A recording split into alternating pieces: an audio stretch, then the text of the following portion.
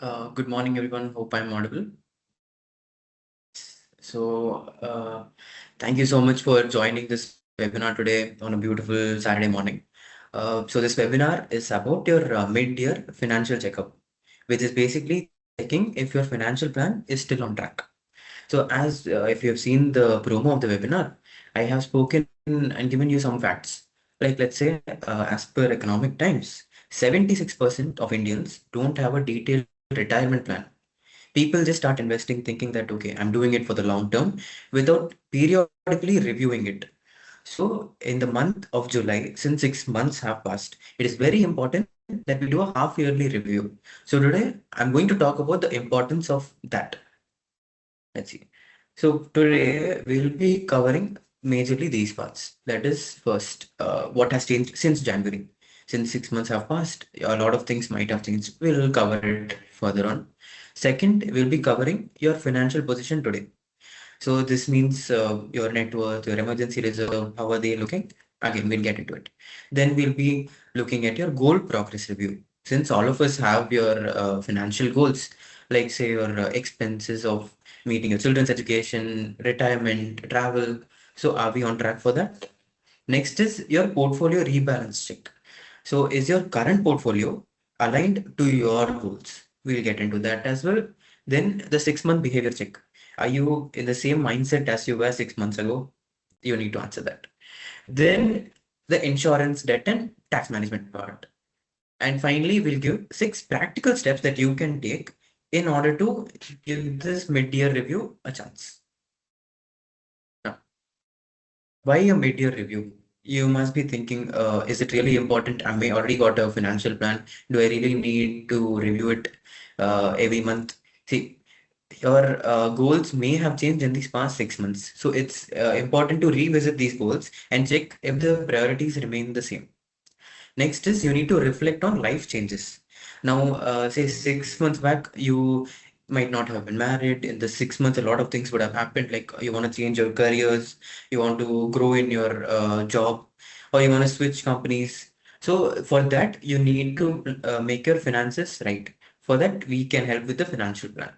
Next is you need to assess your portfolio fit. So this basically talks about the allocation to each asset class that you have. Now we know that for near-term goals, we can't use risky assets like equity. At the same time, we can have to use equity growth assets for a long-term goal, like say your retirement. Finally, you need to optimize for efficiency. This basically means you need to know your cash flow, you need to know your net worth, and you need to plan accordingly. Okay. Next slide talks about different milestones. These are just examples so that you yourself can think that, okay, this might be something I need to look into. So first milestone majorly would be your career growth. So this may be pursuing higher education or doing an MBA from somewhere. So these things are obviously costly. We obviously know that the education inflation is at all-time high.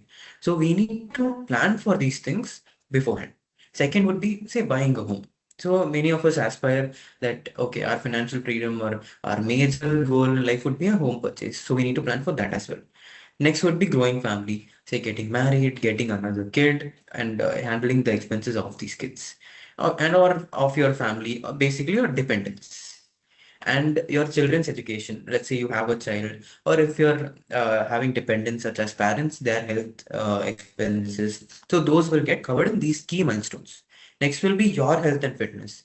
So again, most important thing in life, as people say, is your health. So to maintain that, it is obviously an expensive affair at times. More than that, you'll have newer aspirations as you grow in your career.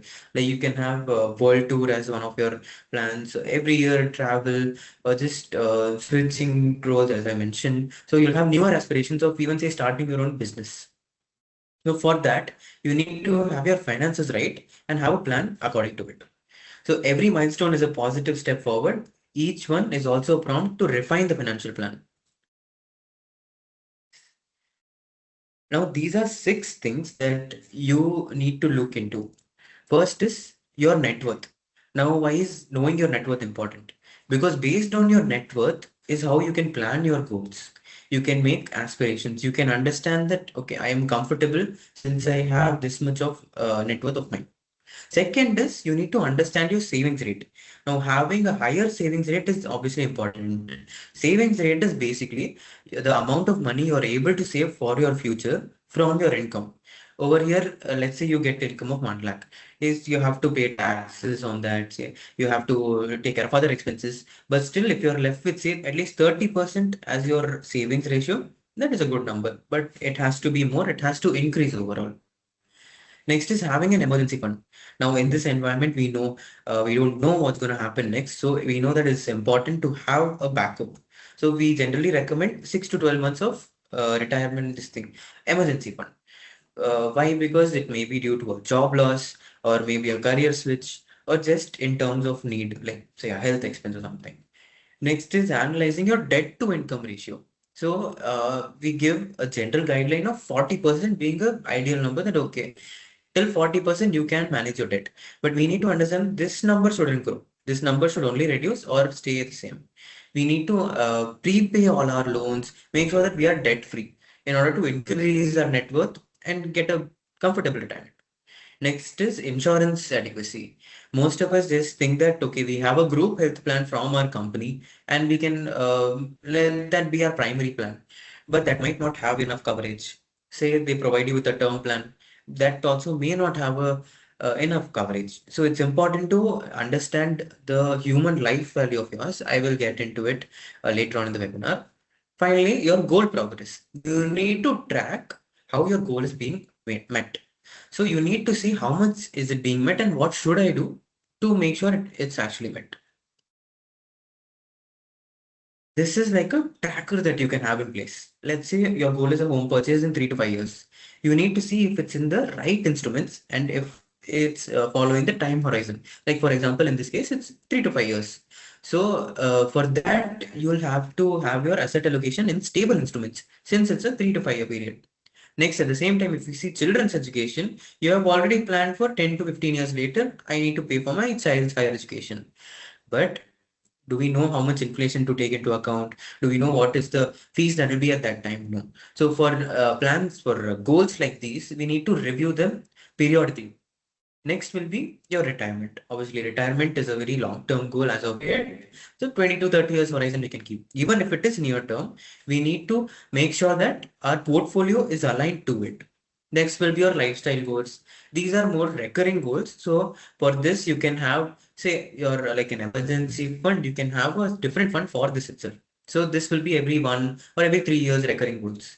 Finally, wealth creation. Now, this is the most important one since we want to pass on our wealth to the next generation. That is how the mindset is of most of us. So for this, we need to again look at a 20 plus year horizon. If we have such a long horizon, it's important to stay invested in equities as well so that we get to the achieved amount.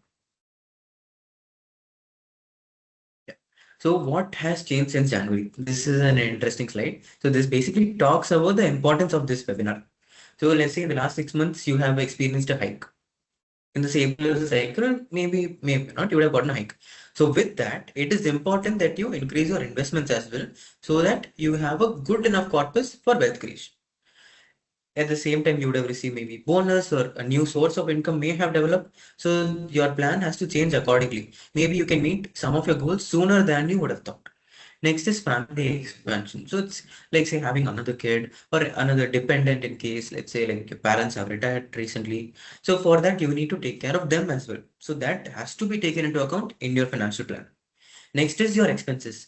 There may be some additional expenses. Maybe you have shifted homes, your rent has increased, or your lifestyle has changed, or you have other expenses like say your car or repair expense. So something has changed in the last 6 months, which we did not take into account in January. Then your debt management. Say you have taken a new loan, a new EMI for say a phone or any new gadget or anything. That also has to be reviewed again and has to be taken into account in the plan. Again, your health. Any medical event that would have happened recently would change your insurance circumstances a little. So for that, we need to see and rebalance your health insurance. Finally, your goals. Maybe in the last 6 months, you would have thought of a newer goal in life, like a different education. Maybe you were not ready for a job switch, or maybe you were thinking just about your child's education, and now you believe that you want to have an MBA for yourself. So if some additional goals have been added, that has to be taken into account. So if any of these have changed, your plan likely needs updating. Next is your investment portfolio review. So these are some questions you can ask yourself to understand if your current portfolio is aligned to your plan. First is, does the allocation still match your goals? Let's say your goal is coming up in the near term. Do you think that you should have all your assets in equity? No. Are any funds consistently underperforming? So now for this, you obviously have advisors like us who give you confidence during conditions like how we've seen in the past months. So if your fund is underperforming, it may be due to several reasons. So for that, advisors like us, we can rebalance your portfolio and suggest changes to that. Has portfolio drift changed the risk profile? This I'll explain in the next slide. I'll just explain it in the next slide. Is there concentration in any single sector? So as we distribute mutual funds, we also do an in-depth analysis of making sure each portfolio is unique. So we make sure that there's no high concentration on a single sector unless we have higher conviction on it. So should we rebalance this quarter? This again has to be done with an advisor to understand that, okay, my financial goals are coming near. Should I rebalance it? Where should I invest this? This is what I'm talking about. This is portfolio drifting. So has your portfolio drifted? Let's say in January, you were planning to have a target allocation of 60% in equity, 30% in debt. But because of market movements or because of additional investments by you, the allocation has changed to 70-22. So 70% equity and 22% debt. Now, this may not match your risk profile. This shows that equity has drifted with the 10% difference. This means your risk has definitely increased. So, in this point of time, if we have noted something like this in your portfolio, we'll obviously give you a safer asset or we'll rebalance your portfolio according to your risk profile. Obviously, risk profile depends from person to person. So, the question to ask is my current allocation still right for my risk profile and my timeline? Your timeline refers to your goals. Now, this is an interesting chart. So this shows that not each asset class wins every year. So if you see last year, we know how gold has performed, gold and silver both.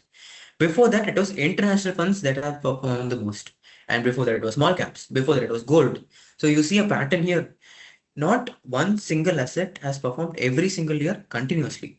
So for this, you need to understand that rebalancing your portfolio as per the market outlook is really important. So this shows that each year a different category of asset class performs more. So based on that, we'll help you design your portfolio. Next, so 6 month behavior check. So this is again more of a personal finance behavior side of things. So this means now we saw the whole war situation that has happened. With that, many of us actually panicked a lot, and many of them have actually exited the market completely. So do you have the same thoughts on the market as you had in January? Maybe, maybe not. So the point is, your financial plan is a long-term plan. Because of these deviations like say rupee depreciation or a war, you can't get out of the plan. If you do that, you won't be able to meet your goals. So it's simple. You need to stay invested and react. You don't have to react to the market news. You have a plan in place. You just need to follow it. Next is people generally chase recent winners. So they see that last year a fund has performed more and they go more all in into it and they invest more and more into it. So that again is not based on your goal. It's just based on seeing what performed better last year. Delaying SIP or contributions. This is another point where we need to be careful. See, your plan takes into account each month's investment. If you stop these contributions, you won't be able to meet your goals easily. It may take a longer term and you may miss out on opportunities in the market. Next is postponing key reviews. Now, some reviews like this, a mid-year review or an annual review, you don't have to postpone it. If you postpone it, it'll affect your entire financial plan. Okay, this insurance part is important.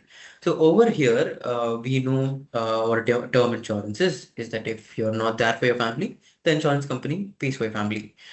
How much should that be? So there is this calculation called human life value. It is based on your annual expenses and your annual income. So we take an average of that, inflate it, and find out a human life value for you. That is the amount of term insurance required. But with that, if you have other assets to set it off, that can also be done. We can do a detailed HLV calculation for you if you can just connect with us.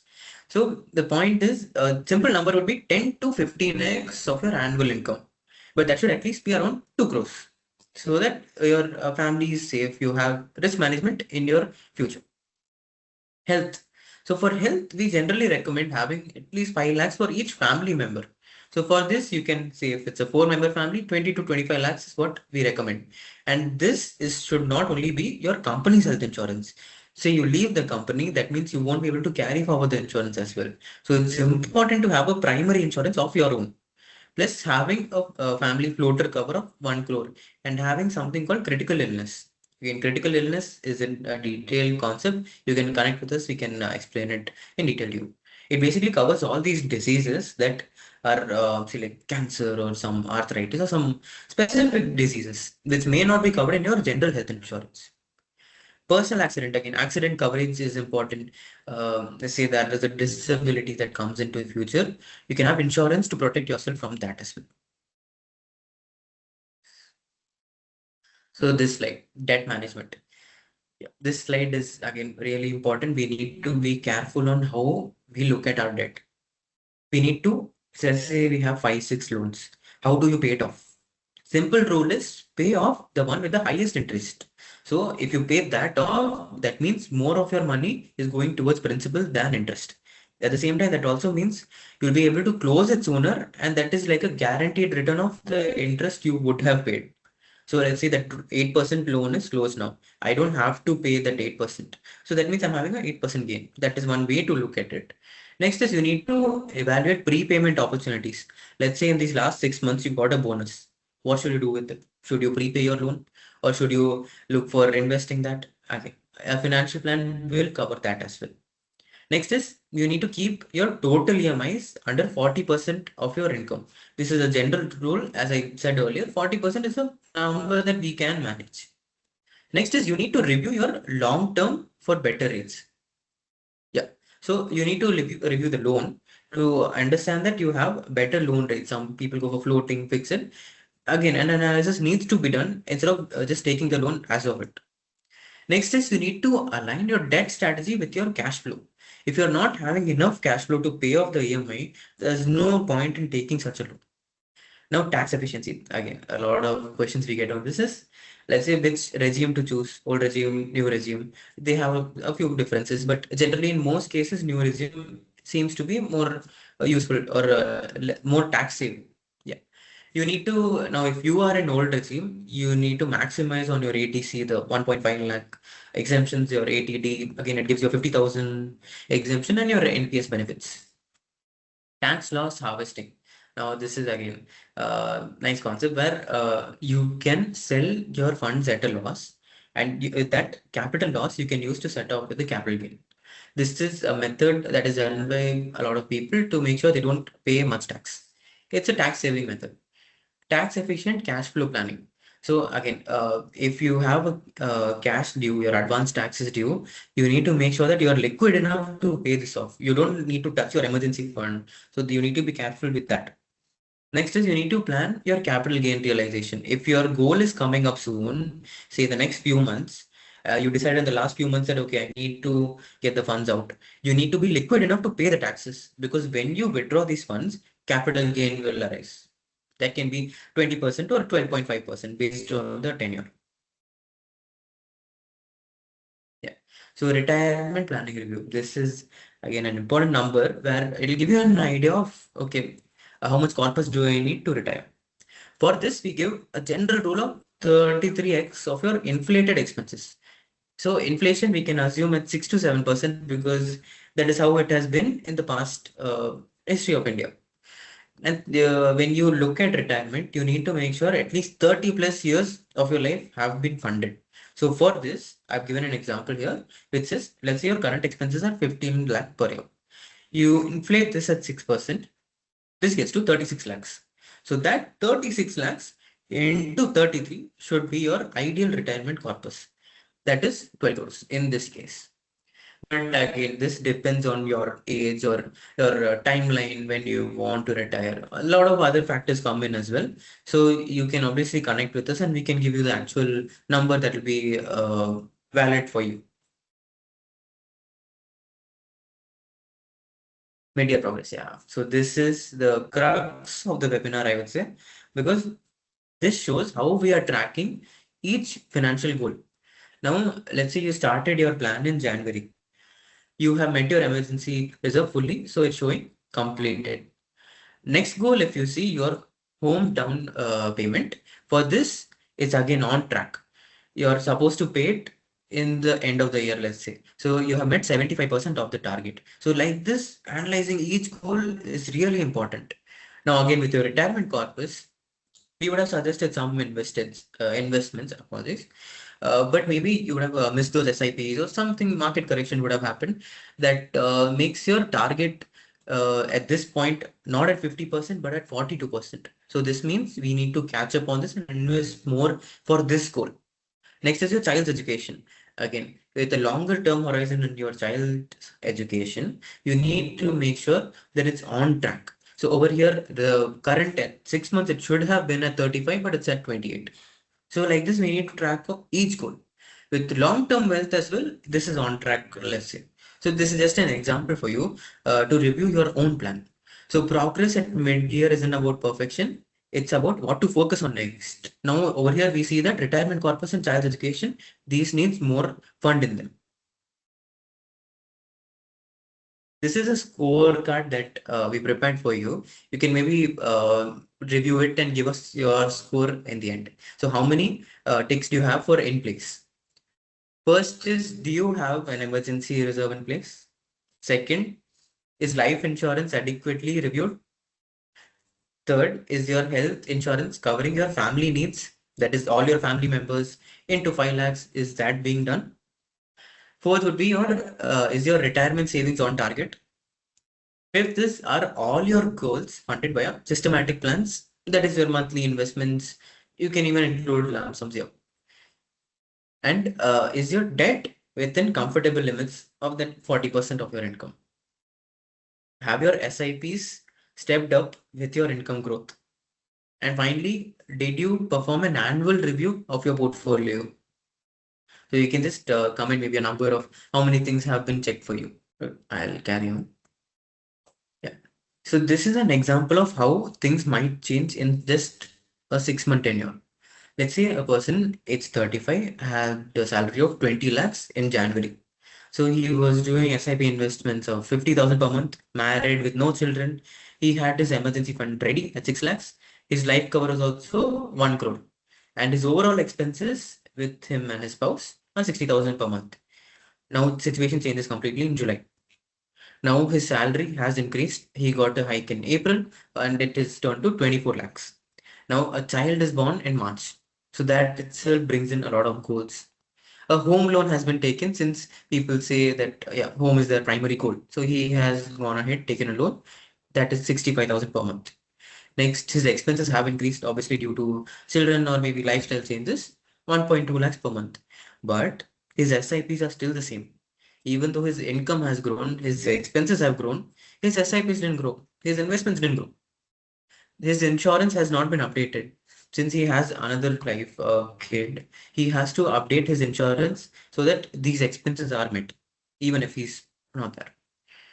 No education goal added. In January, the plan did not consider the child's education or any of the child's goals.